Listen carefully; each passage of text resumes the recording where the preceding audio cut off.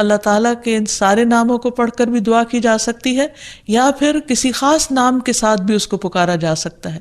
جیسے عموماً ہم یا اللہ تو کہتے ہی ہیں، یا پھر یا رب، یا رحمان، یا رحیم، یا کریم، یا ذی الجلال والاکرام، یا حی یا قیوم برحمتک استغیث. ان اچھے اچھے ناموں کے ساتھ اللہ تعالیٰ کو بار بار پکار کر دعا کرنے سے دعا قبول ہوتی ہے. پھر اسی طرح اگر کوئی شخص باوضو دعا کرتا ہے تو اس کی دعا بھی قبول ہوتی ہے. اس سلسلے میں ہم دیکھتے ہیں ابو عامر رضی اللہ عنہ جب شہید ہوئے تو ابو موسیٰ اشعری رضی اللہ عنہ نے آ کر نبی صلی اللہ علیہ وسلم کو اس کی خبر دی اور کہا کہ ابو عامر نے کہا تھا کہ آپ صلی اللہ علیہ وسلم سے کہنا کہ میرے لیے استغفار کریں. آپ نے پانی طلب فرمایا، وضو کیا، پھر ہاتھ اٹھا کر دعا کی، اے اللہ عبید ابو عامر کی مغفرت فرما. پھر اسی طرح دعا کی قبولیت کے آداب میں سے ایک ادب یہ بھی ہے کہ انسان حلال رزق کا اہتمام کرے.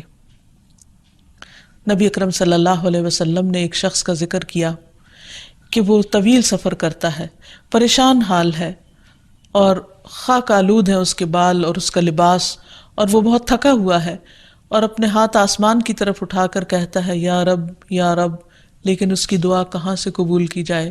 اس کا کھانا بھی حرام کا، اس کا پہننا بھی حرام کا، اور وہ حرام پر ہی پرورش پایا، تو اس کی دعا کہاں سے قبول ہو؟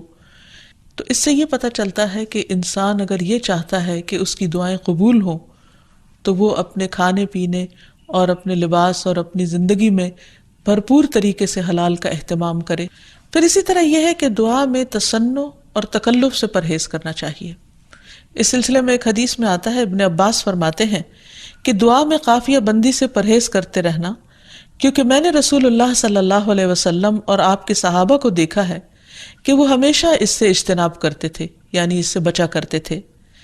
پھر اسی طرح دعا میں مبالغے سے بھی پرہیز کرنا چاہیے. نبی صلی اللہ علیہ وسلم نے فرمایا عنقریب اس امت میں ایسے لوگ آئیں گے جو طہارت اور دعا میں مبالغہ کریں گے، یعنی حد سے زیادہ لمبی دعائیں کریں گے. کیونکہ دعا اس وقت تک انسان کو کرنی چاہیے جب تک اس کا خشوع و خضوع قائم رہے اور واقعی وہ اللہ سے دعا کر رہا ہو. لیکن صرف لمبی دعا اس لیے کہ شاید بہت زیادہ لمبی دعا کرنے سے زیادہ قبولیت ہوگی، تو اصل چیز کوالٹی ہے. بعض اوقات انسان صرف ایک جملہ بولتا ہے لیکن اتنے درد کے ساتھ، اتنے احساس کے ساتھ، اتنی شدت کے ساتھ کہ وہی کافی ہو جاتا ہے.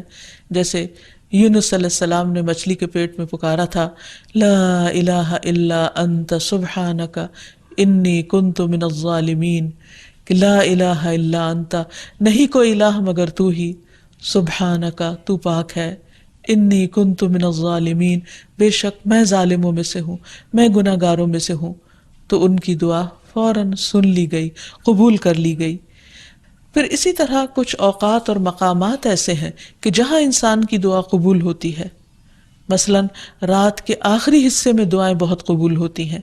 حدیث میں آتا ہے رسول اللہ صلی اللہ علیہ وسلم نے فرمایا ہمارا رب تبارک و تعالی ہر رات کو اس وقت آسمان دنیا پر آتا ہے جب رات کا آخری تہائی حصہ رہ جاتا ہے.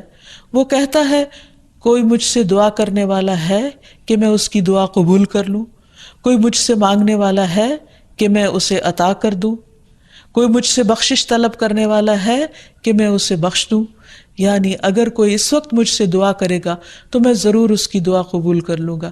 لیکن عموماً رات کے آخری حصے میں انسان گہری نیند میں چلا جاتا ہے اور یہ قبولیت کا وقت اس سے کھو جاتا ہے.